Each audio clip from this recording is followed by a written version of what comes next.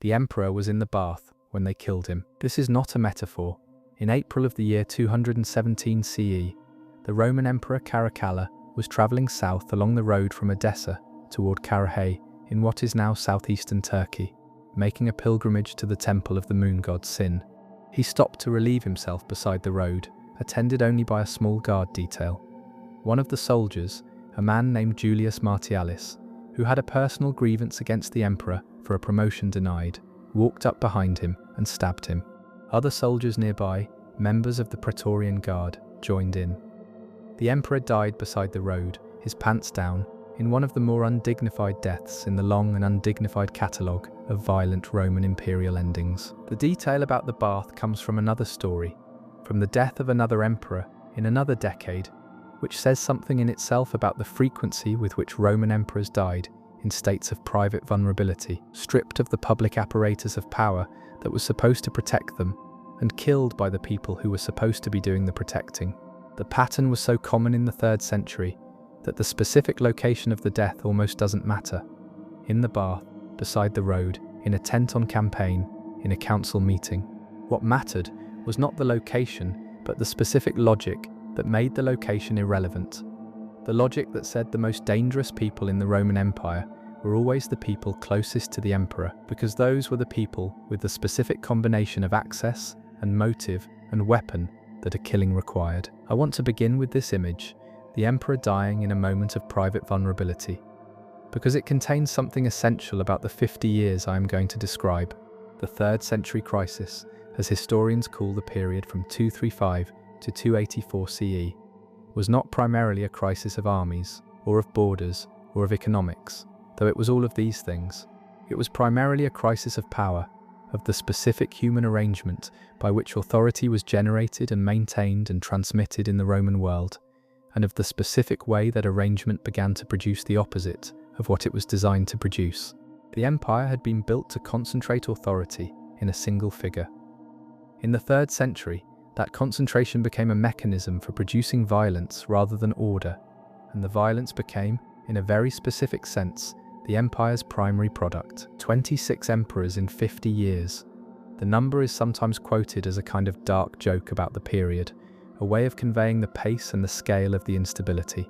But I want to take the number seriously for a moment, because each one of those 26 represents not just a reign, but a specific succession of events, a claim to power, a period of authority however brief, and then an end, in most cases violent.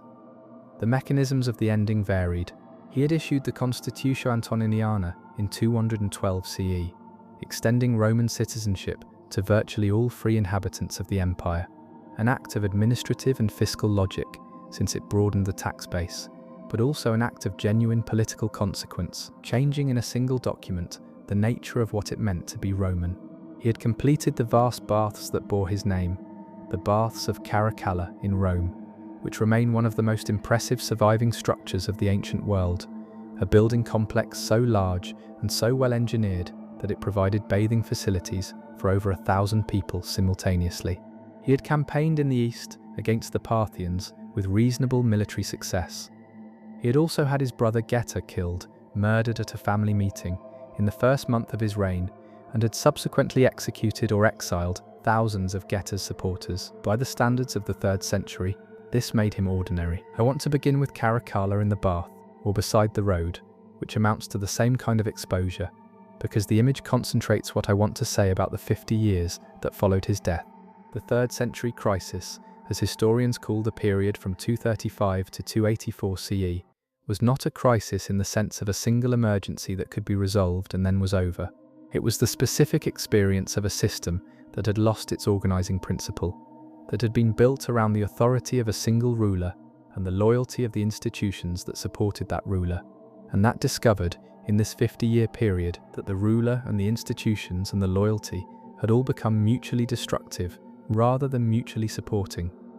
The empire did not fail because it was attacked from outside, though it was attacked from outside continuously and severely. It failed because the specific mechanism by which it generated internal authority, the figure of the emperor and the loyalty of the army, had become a mechanism for producing the opposite of authority. It had become a mechanism for producing violence. 26 emperors in 50 years. The number is sometimes quoted as a kind of dark joke about the period, a way of conveying the pace and the scale of the instability. But I want to take the number seriously for a moment, because each one of those 26 represents not just a reign, but a specific succession of events, a claim to power, a period of authority however brief, and then an end, in most cases violent. The mechanisms of the ending varied. Assassination by the Praetorian Guard, who had become by this period less the protectors of the emperor than his primary threat. Assassination by competing generals who had decided that their own claim to the purple was better than the incumbents. Death in battle, sometimes against external enemies and sometimes against Roman forces serving a rival. In at least one case, the capture of the Emperor Valerian by the Persian king Shapur I in 260 CE, something unprecedented. A Roman emperor taken prisoner in battle, a captive in foreign hands, who died as a captive, whose body was allegedly used by Shapur as a footstool when he mounted his horse. Let me walk through some of the specific deaths, because the specific deaths are the specific history, and the history of the 3rd century crisis is above all a history of endings. Maximinus Thrax, the man who began the crisis period, or rather, the man whose accession made visible the crisis that had been building for years, was a man of obscure origins, possibly Thracian, possibly of mixed Thracian and Gothic descent, who had worked his way up through the ranks of the Roman army to become a senior military commander under Alexander Severus. When Alexander was murdered by his own troops in 235 CE, the troops were angry about the payment of tribute to Germanic tribes, a policy they regarded as humiliating. Maximinus was proclaimed emperor by the soldiers. He had no senatorial connections, no political experience, no link to any previous imperial dynasty. He was simply the general who was there, acceptable to the troops who had just killed the previous emperor, and the elevation of that principle, that the troops could make and unmake emperors, was the announcement of the 3rd century crisis in its clearest possible form. Maximinus never went to Rome. He spent his entire reign on campaign, fighting on the Rhine and Danube frontiers, feeding the military with increasingly heavy taxation that alienated the civilian population and the senatorial class. In 238 CE, the year of the 6 emperors, a particular concentration of the crisis's chaos, 2 elderly African senators, Gordian I and his son Gordian II, were proclaimed emperor by an African crowd enraged by Maximinus's tax collectors. Gordian II was killed in battle within weeks. Gordian I committed suicide. The Senate proclaimed 2 of its own members, Pupienus and Balbinus, as joint emperors. The Praetorian Guard, outraged at being bypassed in the imperial selection, seized both of them, tortured them, killed them, and dragged their bodies through the streets of Rome. The Senate's candidate Gordian III, a 13-year-old grandson of Gordian Mons, was then proclaimed emperor by the Praetorians, small enough to be managed, they calculated. Maximinus, meanwhile, had marched on Italy and was besieging Aquileia when his own troops, exhausted and hungry and losing confidence in his leadership, killed him. All of this in a single year.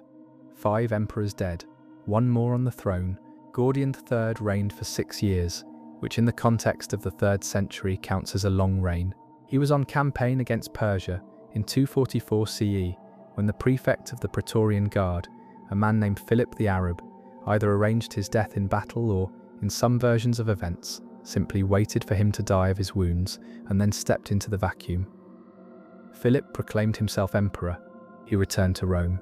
He celebrated the millennium of the city's founding in 248 CE with elaborate games that included, according to contemporary accounts, the display of a hippopotamus, a rhinoceros, an elk, 10 tigers, 60 lions, 32 elephants, 10 hyenas, 10 giraffes, and 1,000 pairs of gladiators. The spectacle was magnificent. Within a year, Philip was dead, killed by his own troops. Decius was the general who killed Philip. He had been sent by Philip to suppress a military revolt on the Danube, and the troops he was sent to suppress proclaimed him emperor instead, and he marched on Rome and killed Philip at the Battle of Verona in 249 CE. Decius reigned for 2 years. He began the first empire-wide systematic persecution of Christians, not, as later Christian tradition sometimes portrayed it, from specific theological hostility, but from the specific Roman political concern that the Christians' refusal to sacrifice to the traditional gods was undermining the religious compact that sustained the empire's fortune. Every person in the empire was required to obtain a certificate proving they had performed sacrifice. Those who refused faced imprisonment, torture, and death. Several of the most important early martyrs of the Christian tradition died in Decius's persecution, and then Decius was killed at the Battle of Abritus in 251 CE, fighting the Goths. He was the first Roman emperor to die in battle against a foreign enemy. This was itself a significant development, not just as a military defeat, which Rome had experienced before, but as a change in the specific nature of the imperial position. The emperor was supposed to be the guarantor of Roman military power. When the emperor himself died fighting barbarians, the specific promise of imperial authority was broken in a way that weakened every subsequent emperor's claim to the loyalty that the position required. Valerian, the emperor who was captured. I want to spend time with Valerian because his fate is so specific and so unprecedented that it deserves more than a sentence. Valerian became emperor in 253 CE after the usual violence, and he reigned for 7 years, again, relatively long by the standards of the period. In 260 CE he was fighting the Persians under the Sassanid king Shapur I in what is now southeastern Turkey. The battle went badly. The details are disputed by the sources, some of which say he was captured in battle, and some of which say he was taken while negotiating a truce and was betrayed. What is not disputed is the outcome. The Roman emperor was in Persian hands. Shapur was delighted. He commissioned a series of rock reliefs carved into the cliff sides of Persia that show him on horseback receiving the submission of Roman emperors, and one of the most prominent figures in these reliefs is identifiable as the kneeling Valerian at Shapur's feet. The relief is still there at Naksha Rostam in Iran, carved into the rock near the tomb of the Achaemenid king Darius the Great. Shapur triumphant, Valerian humiliated, the Persian king's boot on the Roman emperor's neck in stone. The Romans never recovered Valerian. He died in Persian captivity. His body, according to a hostile Persian tradition that Roman writers could neither confirm nor effectively deny, was stuffed and displayed in a Persian temple. For Rome, the psychological weight of Valerian's capture was enormous. The emperor was not supposed to be captured. The emperor was the embodiment of Roman power and Roman honor. And an emperor in a Persian temple, stuffed and displayed as a trophy, was not merely a military defeat. It was a statement about what the empire had become, or rather, what it was failing to be. The specific character of Roman imperial identity, with its insistence on military invincibility and on the emperor as the guarantor of that invincibility, could not survive the image of Valerian at Naksha Rostam without severe damage. The soldier emperors. The emperors of the 3rd century crisis are sometimes called the barracks emperors or the soldier emperors because so many of them came from military backgrounds, were elevated by military acclamation rather than by political succession, and maintained their power through military support rather than through the combination of senatorial acceptance and popular legitimacy that the early principate had relied upon. This is accurate as far as it goes, but it understates the specific ways in which the 3rd century crisis transformed the Roman state. The army of the 3rd century was not the army of Augustus or of Trajan. It had changed in ways that made it simultaneously the most essential institution of the empire and the most dangerous.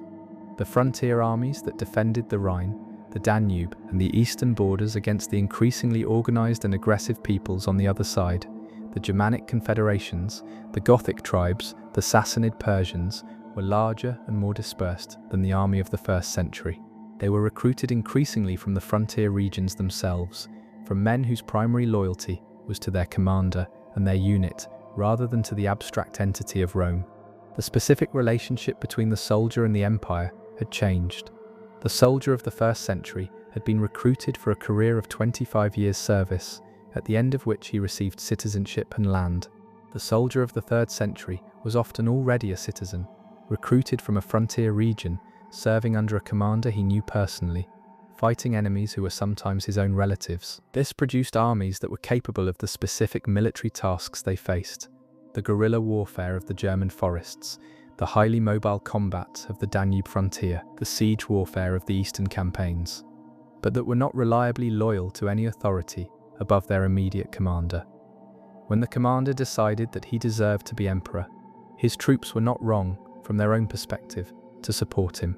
The emperor was whoever could hold the army's loyalty, and holding the army's loyalty required leading it successfully in the field, which required being with it in the field, which meant the emperor could not be in Rome managing the civil administration, and also on the frontier, fighting the Goths. This was the specific trap that the 3rd century emperors found themselves in. The empire's survival required the emperor to be on the frontier, but being on the frontier meant the emperor could not govern the empire, and not governing the empire meant the empire deteriorated, and the deterioration of the empire undermined the emperor's authority. And the undermining of authority meant rival generals made their claims, and the claims meant more civil wars, and the civil wars meant less defense of the frontiers, and less defense of the frontiers meant more pressure from outside, and more pressure from outside meant more need for the emperor to be on the frontier. Gallienus. In the specific list of 3rd century emperors, Gallienus is the most interesting and the most underrated. He reigned from 253 to 268 CE, a reign of 15 years, extraordinary by the period's standards, and he did so in circumstances that would have defeated anyone. His father Valerian was captured by the Persians in the first years of his reign. The empire fragmented, a breakaway Gallic empire in the west, a breakaway Palmyrene empire in the east. The frontiers were breached repeatedly by Goths and Alemanni and Euthungi, and all the other people pressing in from across the Rhine and the Danube. Rome itself was sacked, or nearly sacked, more than once. And through all of this, Gallienus kept the central empire functioning. He made specific reforms that, in retrospect, were essential to the empire's long-term survival. He separated military command from civilian administration, creating a more professional officer corps focused on military effectiveness, rather than on the combination of military and administrative roles that had characterized the earlier empire. He developed a mobile cavalry reserve, the comitatenses, the troops that traveled with the emperor, rather than being stationed on the frontier, that could respond quickly to the breaches in the frontier line that were becoming increasingly frequent. He patronized the philosopher Plotinus and was interested in Neoplatonism, which is remarkable in an emperor who spent most of his reign in the saddle. Gallienus had the specific intellectual range of a man who might have been one of the good emperors in a different century. He was killed in 268 CE, assassinated by his own officers at the siege of Milan. The specific mechanism was the same as usual: generals who thought they could do better.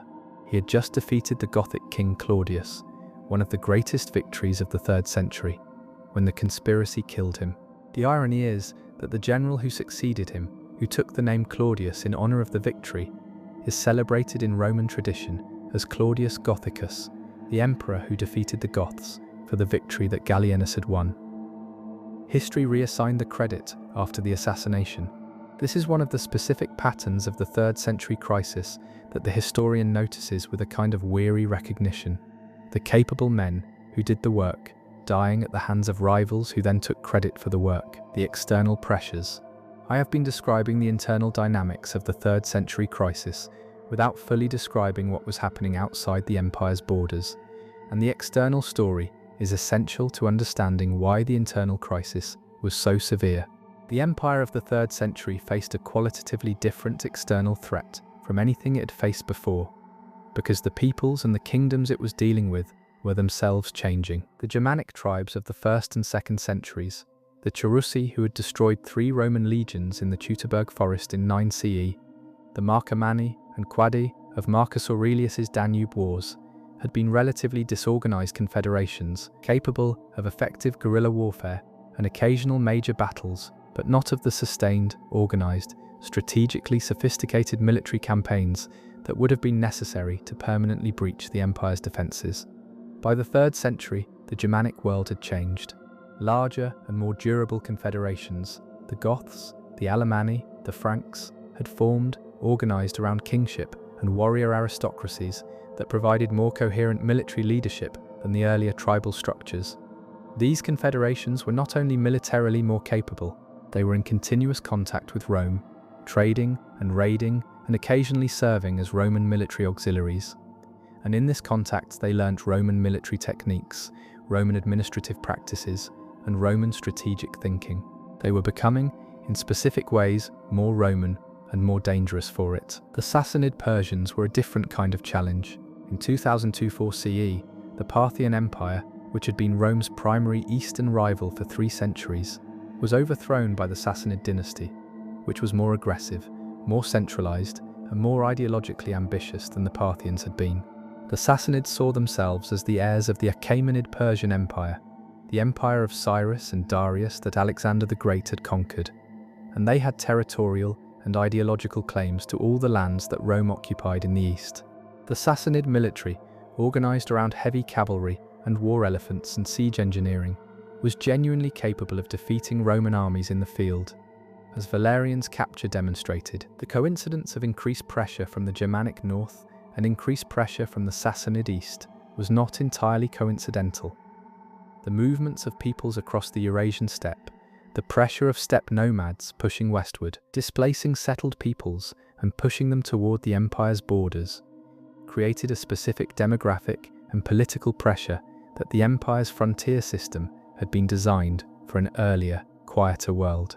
The 3rd century crisis was in part the empire's encounter with a geopolitical environment that had changed faster than the empire's defensive structures could accommodate. The plague, the Antonine Plague of the 2nd century, had killed an estimated 5 to 10 million people in the Roman Empire.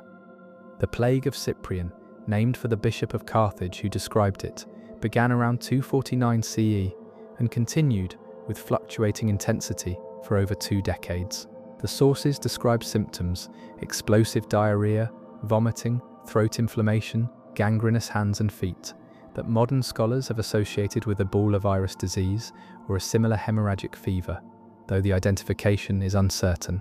At its height, the Cyprian plague was reportedly killing 5,000 people per day in Rome alone. The demographic consequences of a plague of this scale and duration, in a pre-modern society without any effective medical response, are difficult to fully quantify, but clearly enormous. The army was affected, the agricultural workforce was affected, the tax base was affected, the administrative capacity of the empire was affected.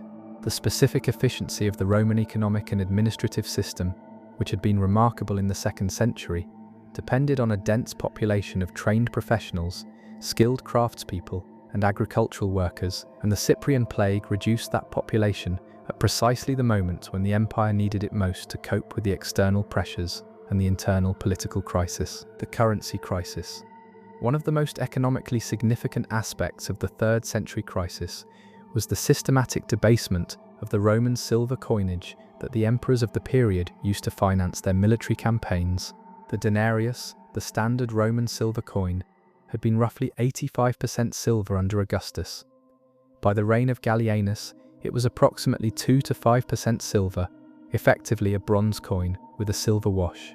This debasement generated what we would now recognize as inflation. The money supply expanded as the silver content fell, prices rose, and the purchasing power of fixed income earners, soldiers, civil servants, people receiving pensions, collapsed. The consequences of the currency crisis were not purely economic. The specific trust that any monetary system depends on, the confidence that the piece of metal in your hand is worth what it says it is worth, was destroyed by the debasement, and with it the specific trust in the imperial institution that had guaranteed the value of the money. When the emperor's face on the coin was associated not with reliable value, but with inflation and economic disruption, the emperor's face lost some of its specifically monetary power to command loyalty. This is an indirect effect, and it is impossible to quantify with precision. But the connection between the debasement of the currency and the debasement of imperial authority in the minds of the empire's population is one that the sources of the period implicitly acknowledge. Aurelian, the emperor who almost solved it. Lucius Domitius Aurelianus became emperor in 270 CE and reigned for 5 years before being assassinated in 275 CE. The same fate, in the end, as almost everyone else. But in those 5 years he accomplished things that genuinely changed the direction of the crisis. He reunified the empire, defeating the Gallic breakaway state in the west and the Palmyrene breakaway state in the east. He stabilized the frontiers, defeating the Juthungi and the Vandals and the Goths, in a series of campaigns that demonstrated both military effectiveness and strategic understanding of the frontier problem. He began the reform of the currency. He built the Aurelian wall around Rome, the great circuit of brick that still defines the city's historical center, in recognition of the specific, previously unthinkable fact that Rome itself might need to be defended. The Aurelian wall is, in a specific sense, the physical monument of the 3rd century crisis. Rome had been surrounded by walls in the early Republic, but the Republican walls had long been enclosed by the city's growth, and the 1st and 2nd century empire had not needed walls around the capital because the empire's frontiers were so far away that no enemy could conceivably reach Italy. By 270 CE, they could. The wall that Aurelian built, 19 kilometers long, with 383 towers, still standing in large sections around modern Rome, is the physical statement that the empire's relationship with its own security had fundamentally changed.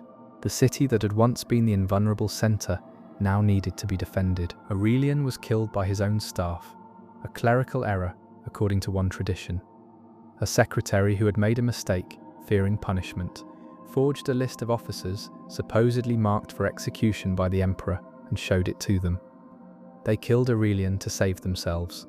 One version of events, there are others. The specific truth is lost. The specific outcome is not. The emperor who had come closest to solving the 3rd century crisis was dead, stabbed by his own people, and the crisis continued, the restoration. It ended, finally, not with a dramatic resolution, but with the slow and unglamorous work of administrative and military reform that Diocletian, who became emperor in 284 CE, spent 20 years implementing. Diocletian did not solve the 3rd century crisis by being more brilliant or more virtuous than his predecessors.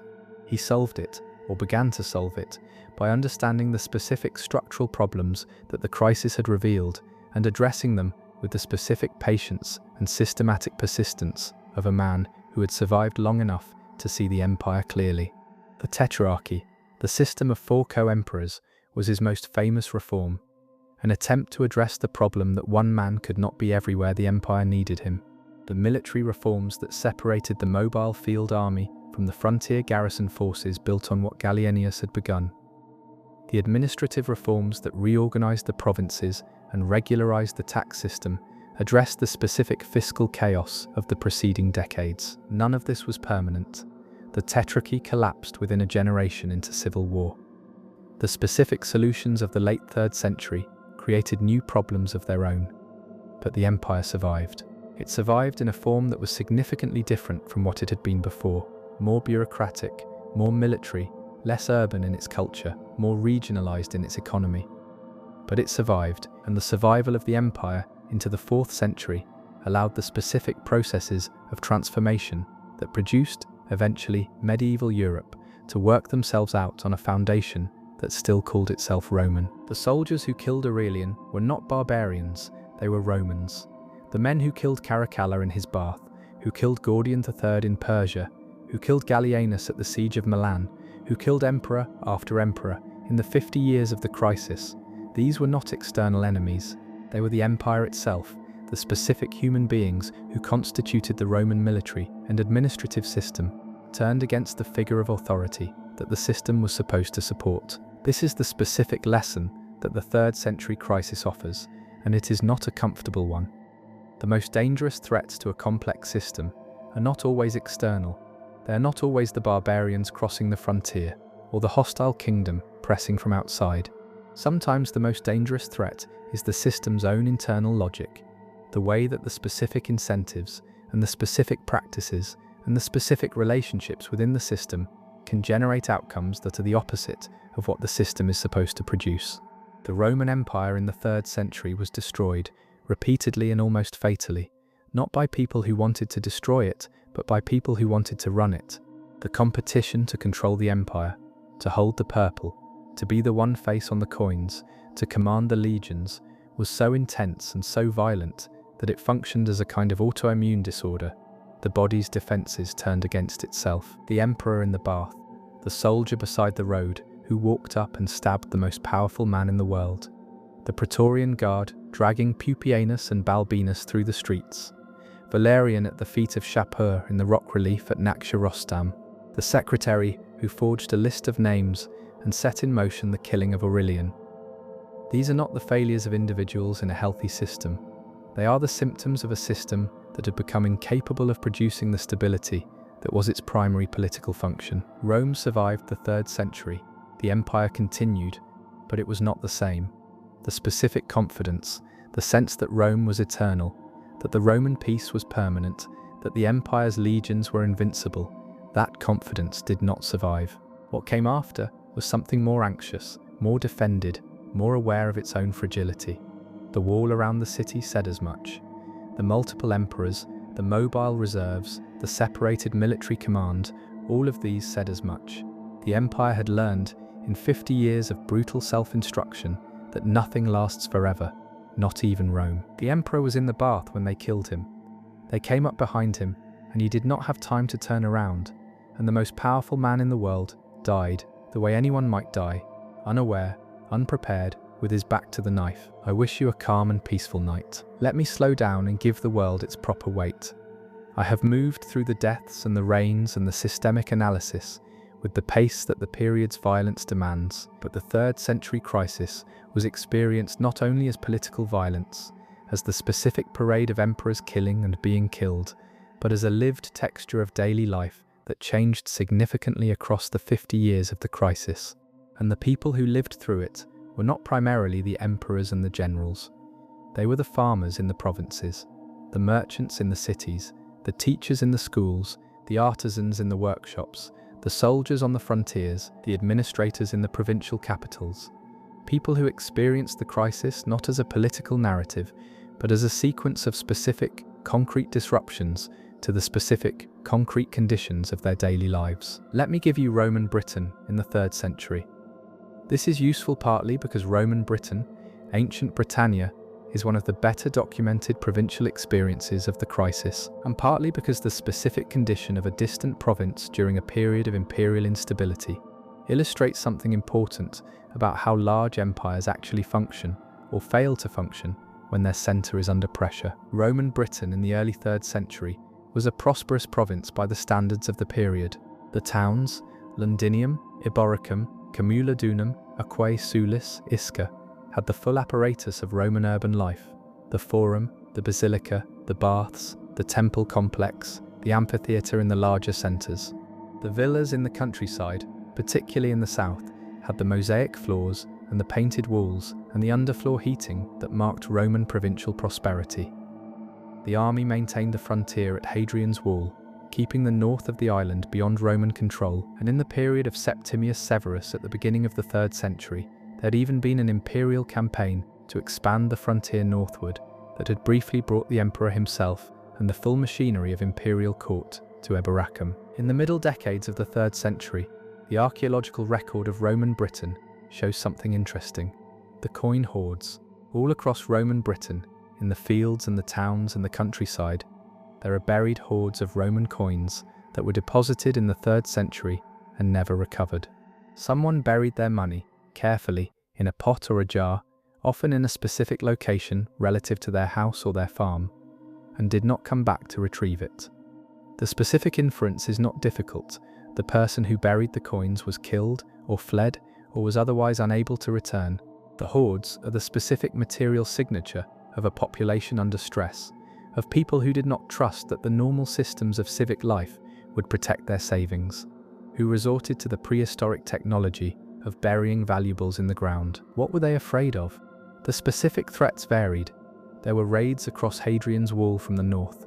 There were usurpers and claimants to the purple who periodically stripped the province of troops for their civil wars, leaving the frontier undermanned.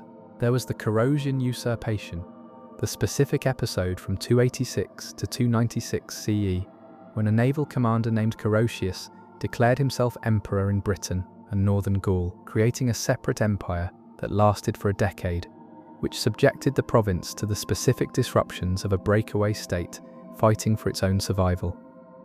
And there was, underlying all of this, the general insecurity of a world whose organizing authority was visibly unstable, whose emperor might change between the time a letter was sent from Rome and the time it arrived in Londinium, whose legal and fiscal demands could shift unpredictably as different factions gained and lost power. The mosaics continued to be made. This is something that the archaeological record of Roman Britain in the 3rd century shows with some clarity, and it is a useful corrective to the temptation to picture the crisis as a complete cessation of normal life. The great villas of the 3rd century continued to commission mosaic floors, continued to add bath wings and dining rooms, continued to import luxury goods.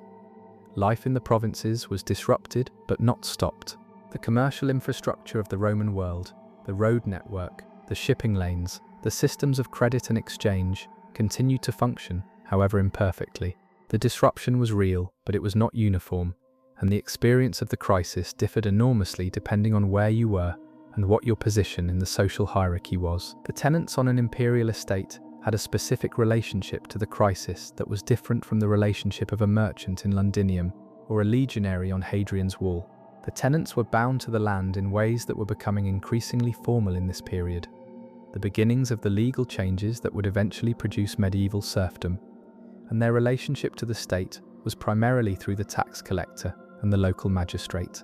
If the tax collector came and demanded more than usual, that was the crisis as it was experienced by the tenant farmer. If the tax was collected in the degraded coinage and the tenant needed to pay rent to the landowner in good silver, that was the crisis. If the road to the market was unsafe because of banditry or military movements, that was the crisis. These are not the things that appear in the chronicle sources, which focus on the emperors and the battles. They are the things that appear in the papyri from the Egyptian provinces and in the legal records and in the archaeological evidence. The specific, small-scale disruptions that aggregated into the systemic crisis. Let me tell you about a specific person from the period. Her name was Aurelia Artemis, and she lived in Roman Egypt in the middle of the 3rd century. We know this from a surviving papyrus document, one of the thousands of papyri from Roman Egypt that give us an unusually detailed picture of provincial life in this period. The papyrus is a legal document, a loan agreement, or a property record, and it tells us almost nothing about Aurelia Artemis as a person beyond her name, her legal status, and the specific transaction it records. But her name tells us something. Aurelia, the nomen, the middle name in the Roman 3-name system, identifies her as a beneficiary of Caracalla's Constitutio Antoniniana, the edict that granted Roman citizenship to all free inhabitants of the empire. Before 212 CE, most Egyptians would not have had the nomen Aurelius or Aurelia. After 212 CE, they did, because the Aurelia family, the Antonines, the dynasty from which Caracalla took his name, was the family into whose citizenship they were enrolled. Aurelia Artemis is a ghost. She exists in the archive as a name on a piece of papyrus, and the papyrus tells us almost nothing about her. But the name itself tells us that the historical events I have been describing, the Constitutio Antoniniana, the granting of citizenship, the specific political calculation of a 3rd century emperor, entered her life in a specific and material way. She was not just a passive subject of history. The history happened to her in the form of a legal status change that altered her position in the social and legal hierarchy, that gave her the name Aurelia, that identifies her to us across the centuries. The 3rd century crisis happened to millions of Aurelia Artemises. It happened in different ways to different people, as tax increases, as currency debasement, as military conscription, as the disruption of trade routes, as the specific violence of civil war in the territories where civil war was fought, as the raids of the Gothic or Alemannic or Sassanid armies in the territories they reached. It happened as the specific experience of living in a world where the authority structures that govern daily life were visibly unstable, where the face on the coin changed with disturbing frequency, where the laws that governed one's legal status were subject to revision with each change of emperor. The philosophers of the 3rd century. The intellectual life of the period was not suspended by the crisis, though it was shaped by it. The specific philosophical movement that found its most complete expression in the 3rd century was Neoplatonism, the school founded by Plotinus around 244 CE in Rome, in the reign of Gordian III, at the height of the military chaos, in a city that was experiencing the specific cultural and psychological pressures of imperial crisis. Plotinus was, by most accounts, an extraordinary teacher whose lectures drew students from across the social spectrum, including the Emperor Gallienus himself and the emperor's wife, Salonina, who were among the philosopher's patrons. The philosophy that Plotinus taught was, in a specific sense, exactly what the 3rd century crisis demanded: a system of thought that located the ultimate reality not in the material world, not in the empire or the emperor or the political institutions that were visibly failing, but in the immaterial, the intelligible, the specifically transcendent realm of the One, from which all existence derived and to which all conscious beings aspired to return. Neoplatonism offered an escape from the specific awfulness of the 3rd century, not by solving the awfulness, but by relocating the significance of human life away from the political domain where the awfulness was happening. If the true good was the union of the soul with the One, then the failures of the empire and the deaths of the emperors were, in the largest view, not the most important things happening in the world. This is, of course, a specific kind of intellectual consolation, the consolation that says the thing causing you suffering is not the most important thing. And the specific history of ideas in the late Roman period suggests that this consolation worked for a significant number of people, that the turn toward transcendence that Neoplatonism represents was a genuine response to the conditions of the 3rd century, and that the Christianity that was growing throughout the period offered a similar consolation with a different theological vocabulary. Both Neoplatonism and Christianity offered the specific promise that the political world was not the ultimate reality, that the suffering of the present was not the final word, that there was a larger frame of meaning within which the specific misery of living in the 3rd century could be understood as temporary and as transcendable. The gladiators. This seems an odd thing to turn to in the middle of a meditation on philosophical consolation, but the gladiators and the games are an important part of the 3rd century crisis's specific texture.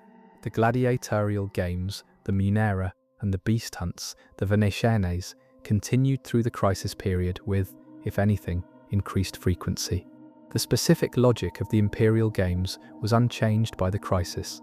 The emperor who sponsored the most spectacular games was the emperor who demonstrated his generosity and his power most effectively to the urban population of Rome. Philip the Arab's Millennium Games in 248 CE, with their 1,000 pairs of gladiators and their menagerie of exotic animals, were the specific expression of this logic at its most extreme. The emperor spending lavishly on spectacle at a moment when the empire could least afford it, because the political calculation that the spectacle was necessary to his legitimacy outweighed the fiscal calculation. The gladiators who fought in those games were mostly prisoners of war, criminals condemned to the arena, or professional fighters who had chosen the arena for the specific combination of the risk of death and the possibility of celebrity and prize money. The specific social position of the gladiator, enslaved or degraded in legal status, potentially enormously famous, risking death in public for the entertainment of tens of thousands, was one of the more distinctive features of the Roman world, and it continued through the crisis period. The specific celebrities of the amphitheatre, whose names and fighting styles and victories were celebrated in graffiti and in figurines sold to the crowd, were as famous in the 3rd century as they had been in the 1st. The games went on. The roads, the Roman road system, the specific engineering achievement that connected the empire's 40 million people across 3 million square kilometers, was maintained through the crisis period, though the maintenance became progressively more difficult and more uneven as the fiscal crisis reduced the resources available for infrastructure.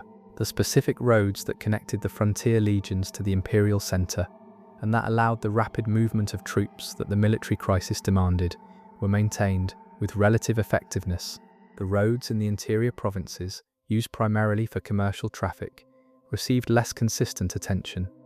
The specific deterioration of road maintenance in some provinces is archaeologically visible, though it was not uniform across the empire. The roads were the empire. This is not an exaggeration.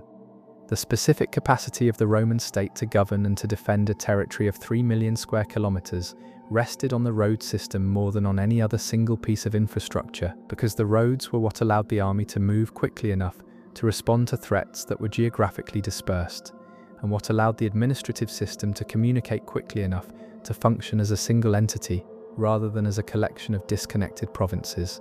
When the roads deteriorated, the empire became harder to govern and harder to defend, and the crisis of the 3rd century both caused road deterioration and was made worse by it. The Christians.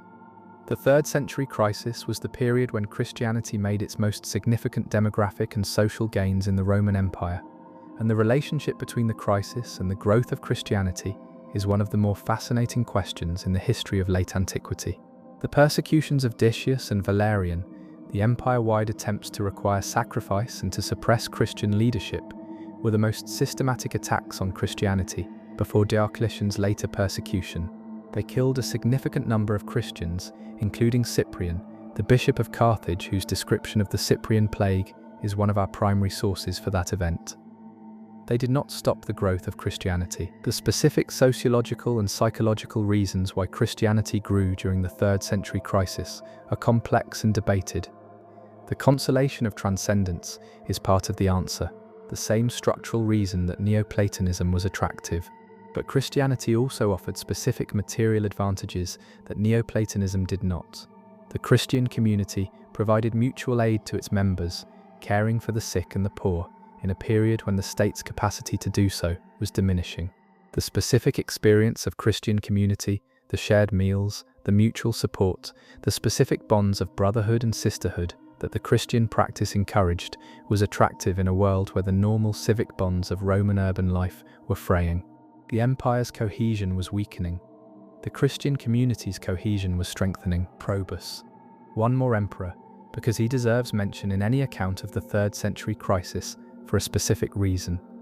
Marcus Aurelius Probus became emperor in 276 CE and reigned for 6 years before being assassinated by his troops in 282 CE.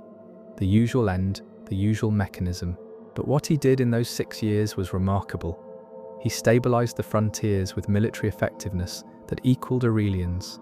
He resettled the empire's devastated provinces with populations transferred from elsewhere, recognizing that the demographic losses of the plague and the civil wars had to be addressed with deliberate resettlement rather than hoping for natural recovery.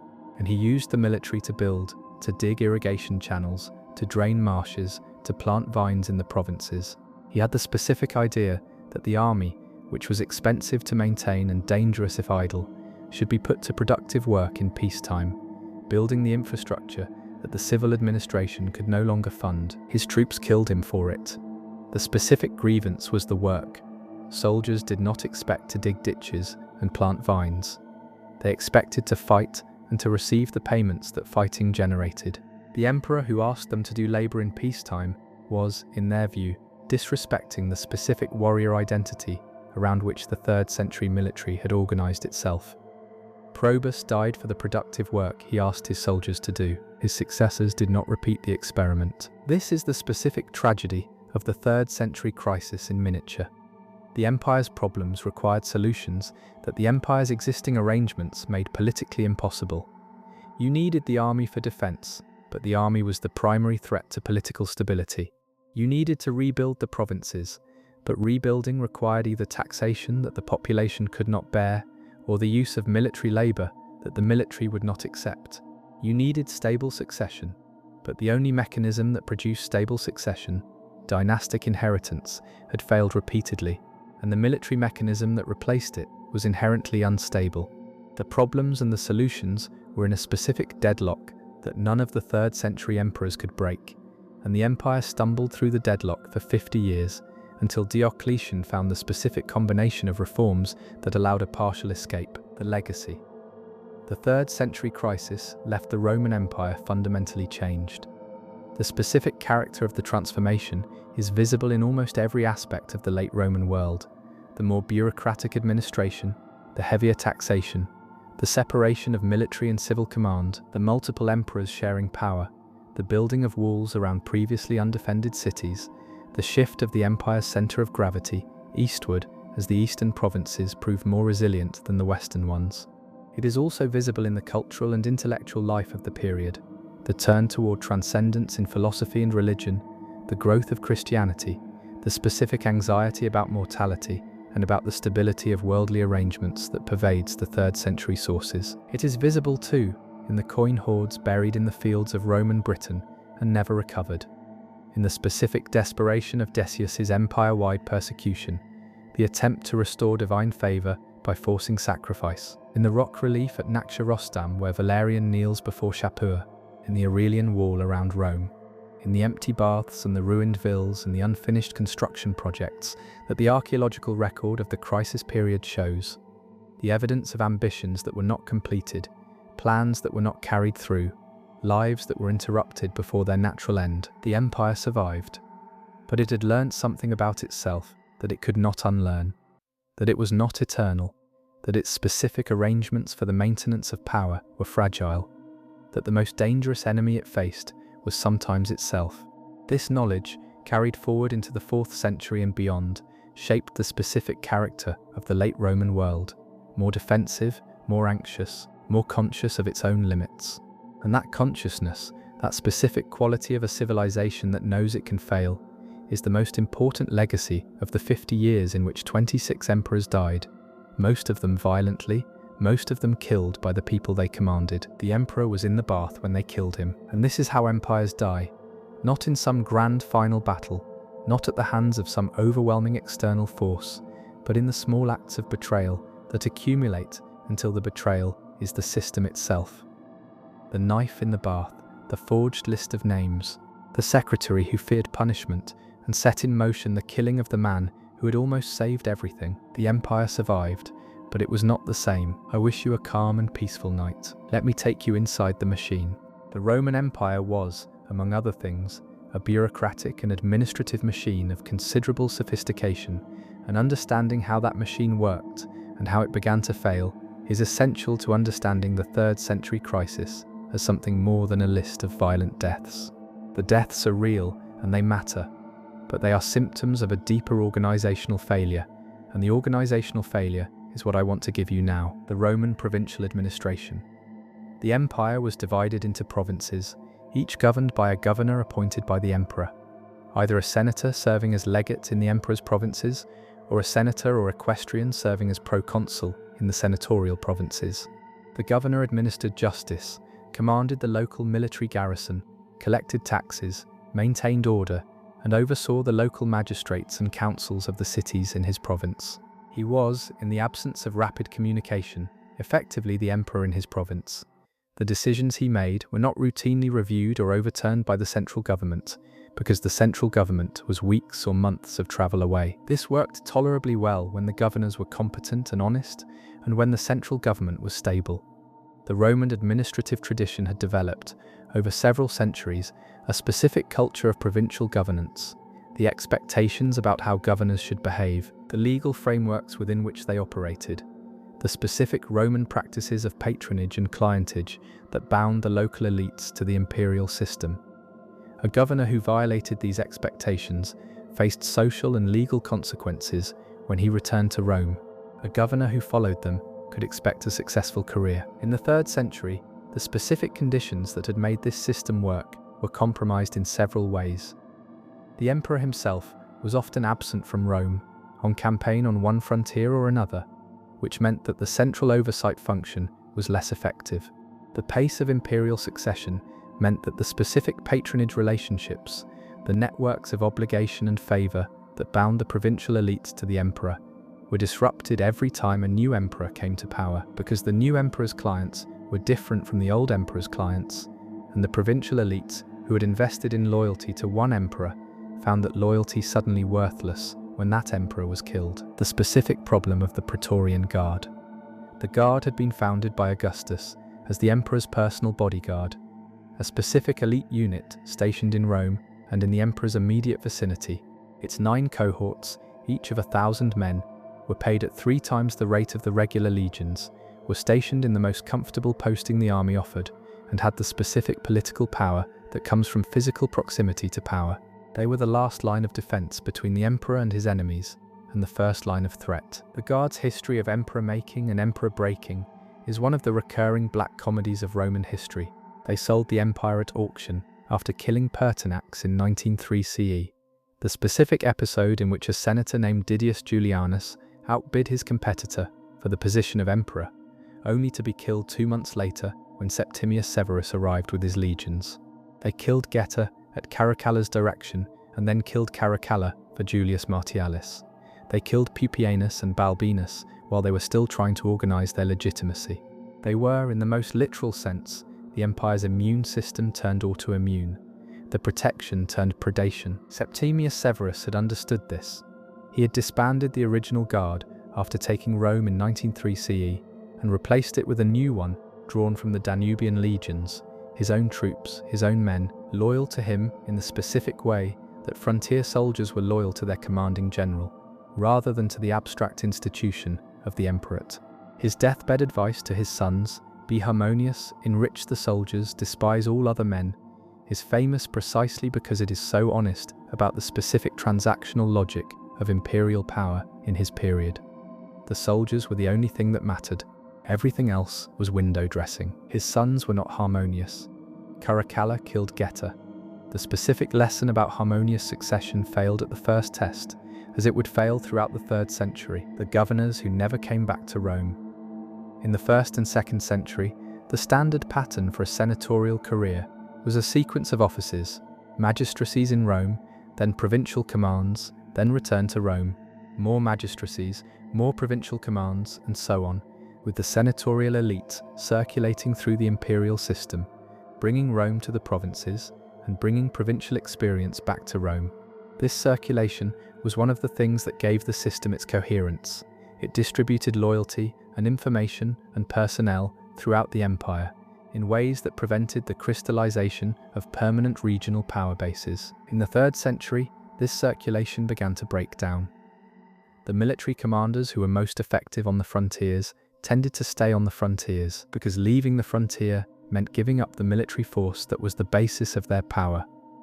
And in the specific political environment of the 3rd century, a military commander who gave up his army was a military commander who could not protect himself from the next claimant to the purple.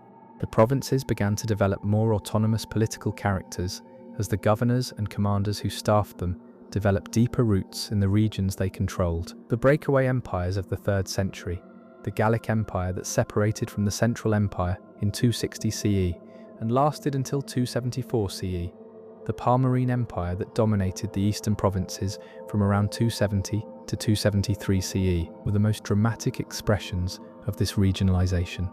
But the regionalization was happening throughout the empire, in less dramatic form, as the fiscal and military demands of the crisis pushed provincial administrations toward greater self-reliance, and as the specific bonds of loyalty and patronage that had tied the provinces to Rome became less reliable. The Palmyrene Interlude. I want to spend a moment with the Palmyrene Empire because it is one of the most extraordinary episodes of the 3rd century, and because it illustrates something important about the nature of power in the crisis period. Palmyra, the ancient oasis city in the Syrian desert, now the most famous ruin in Syria and one of the most significant archaeological sites in the world, was one of the most important commercial cities of the Roman East, the point at which the caravan routes from Mesopotamia and Persia reached the Roman provincial system.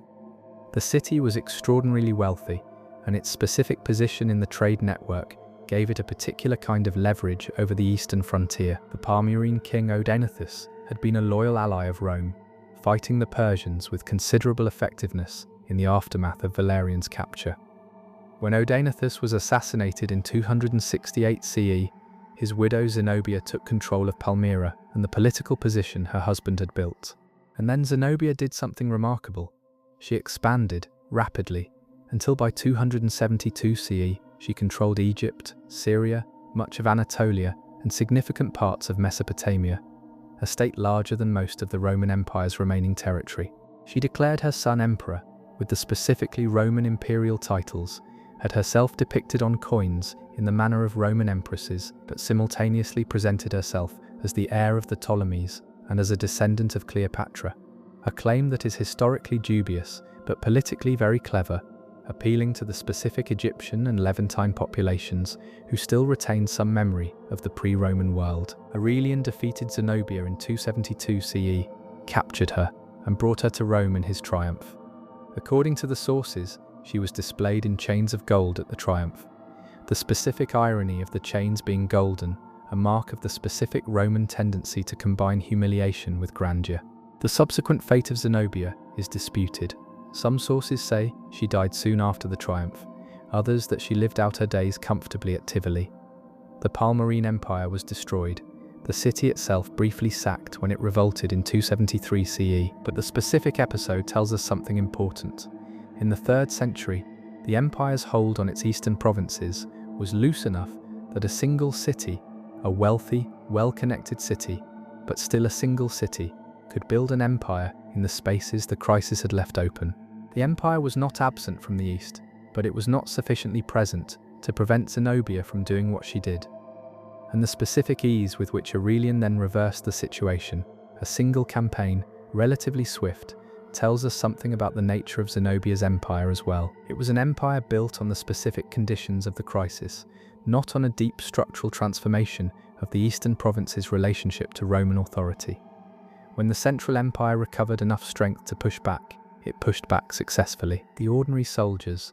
I have given you the emperors and the generals and the philosophers, but I have not given you the ordinary soldiers, the men on whose backs the entire 3rd century crisis rested, who fought the Goths on the Danube and the Sassanids in Mesopotamia, and sometimes their own Roman countrymen in civil war, who survived or did not survive the Cyprian plague on campaign, who received their pay in debased silver and their food from the depleted state granaries, and their orders from commanders who might be dead before the orders arrived. We know something about the ordinary Roman soldier of the 3rd century from the papyri, particularly the papyri from Egypt, which preserve a remarkable quantity of military documentation. We know that they petitioned the army for pay arrears, for the equipment that should have been provided but wasn't, for the discharge benefits that were owed at the end of service. We know that they wrote letters home, or had letters written for them by the camp scribes, that describe conditions on campaign, the specific details of movement and food and illness, and the periodic violence of combat. We know that they married, informally since marriage was not permitted to soldiers during the 1st and 2nd century, and only formally permitted from Septimius Severus onward, and that their wives and children often lived in the settlements near the frontier forts, the Canabi, that gradually became permanent towns. The specific experience of a Danubian legionary in the 3rd century was unlike anything his predecessors in the 1st century legions would have recognized. The 1st century legionary was a professional soldier on a 25-year enlistment, highly trained, well-equipped, stationed in a permanent fort with substantial amenities, confident that he would retire with citizenship and land and a pension. The 3rd century legionary was more likely to be a local recruit, less systematically trained, stationed in a fort that might be permanently undermanned because troops had been pulled for a civil war, less confident that his term would end in anything but death, in battle, from plague, from the political violence that was always threatening the chain of command above him. He was also, in many cases, more experienced as a pure fighter than his 1st century predecessor, because the conditions of the 3rd century produced soldiers who had fought more continuously and in more varied conditions. The Gothic Wars, the Persian Wars, the Civil Wars, the constant patrolling of difficult frontiers, these produced veterans whose tactical effectiveness in the field was considerable, even as the institutional conditions that had originally produced the 1st century legion's excellence were degrading. The women of the 3rd century. The 3rd century crisis intersected with the lives of women in the empire in specific ways that the sources, which are primarily male-authored and military in focus, do not always make visible. The property law of the Roman Empire, which had developed since the late Republic toward an increasingly liberal position on women's property rights, reached its fullest expression in the Severan period. The jurisprudence of Papinian and Ulpian, the greatest Roman legal scholars, was produced in the early 3rd century, and their work on property, inheritance, and the legal status of women produced a body of legal thinking that was, by ancient standards, remarkably sophisticated on gender. The economic disruption of the crisis period affected women differently from men in specific ways. The fiscal crisis and the currency debasement reduced the real value of fixed dowries and inheritance settlements, disadvantaging women whose property rights were based on specific monetary settlements. The disruption of trade reduced the income of women who were engaged in commercial activity, and women in the Roman Empire were engaged in commercial activity to a significant degree, as the papyri and the archaeological evidence of woman-managed businesses demonstrate. The military disruption of the crisis, with its constant demand for male military service, may have increased the de facto management responsibility of women in both rural and urban households. The specific question of the 3rd century crisis in the history of women is one that the scholarship has begun to address more systematically in recent decades, drawing on the papyri and the legal sources and the occasional inscription that records a woman's commercial or civic activity. What the evidence suggests cautiously is that the crisis was not uniformly devastating for women, that in some ways the disruption of the crisis created spaces for female agency that the more stable and more rigidly hierarchical world of the early Principate had constrained. But the evidence is thin and the generalizations are risky, and what I can say with confidence is only that the crisis was a gendered experience, experienced differently by men and women, and that the specific ways in which women experienced it are worth attention. The Emperor's Day. Let me try to give you the daily life of one of the 3rd century emperors, not the grand narrative moments, but the specific texture of what it meant to hold this position in this period. Gallienus, perhaps, because he reigned long enough that we can say something with reasonable confidence about his daily life, and because his reign illustrates the specific combination of the mundane and the catastrophic that characterized the 3rd century. Gallienus woke early. The imperial court woke early, because the demands of government and administration began before the Roman working day did. He would have performed his morning duties, the ritual ablutions, the first prayer, the specific symbolic acts that marked the beginning of the emperor's day, and then received the day's business. The Concilium Principis, the emperor's advisory council, met to discuss the most pressing matters. In the 3rd century, the most pressing matters were almost always military. A report from the frontier about Gothic movements, a letter from a general asking for reinforcements, an assessment of the Persian threat in the east. Gallienus spent most of his reign on campaign. The specific geography of the 3rd century military crisis meant that the emperor had to be where the crises were, and the crises were everywhere. He fought the Alemanni on the Rhine and the Danube, the Goths on the lower Danube, the Sassanids in the east, and his own usurping generals in between. The court that travelled with him was a miniature replica of the Rome-based court. The secretaries and the advisors and the military officers and the philosophers. Plotinus travelled with the court at times, and the family members and the clients and the dependents who constituted the human furniture of imperial power. The specific quality of a life spent almost entirely on campaign in the 3rd century was one of continuous military and political anxiety, punctuated by the specific pleasures that power permitted. Gallienus was, by the source's account, fond of luxury, good food, fine wine, the beauty of the Greek and Roman literary and artistic tradition, which he cultivated with a genuine aesthetic engagement unusual in his military contemporaries. This was not hypocrisy or escapism, or not only that.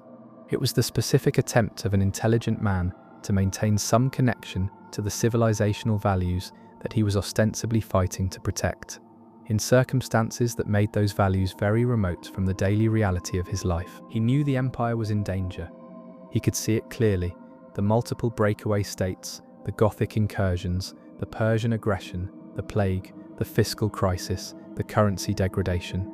He made the specific reforms that he thought would help, the separation of military and civil command, the mobile cavalry reserve, and he implemented them with the specific energy of someone who understood that the situation required genuine solutions rather than mere management. And then he was killed by his own officers at the siege of Milan, in the midst of the military campaign that had produced his greatest victory. This is the specific tragedy of the 3rd century crisis's best rulers. Not that they failed to understand the problem, or that they lacked the will to address it, but that the specific political conditions of the crisis made it impossible to address the problem without taking the risks that killed you. Gallienus's military reforms required delegating authority to generals, and delegating authority to generals in the 3rd century meant creating the conditions for your own assassination. Probus's attempt to use the military for productive labor required making the military do things it didn't want to do, and making the military do things it didn't want to do in the 3rd century meant creating the conditions for your own assassination. The solutions created the circumstances of the solvers' deaths. Diocletian understood this. He survived because he was more ruthless in eliminating rivals, more systematic in building the specific loyalty structures that would protect him, and more fortunate in the timing of his reforms. But Diocletian's reforms were not fundamentally different in their conceptual basis from what Gallienus and Aurelian had understood needed to be done. The difference was not insight, but execution, and perhaps luck, which is always the under-acknowledged variable in historical explanations. The empire that Diocletian handed to his successors was not the empire of Augustus, or of Trajan, or of Marcus Aurelius.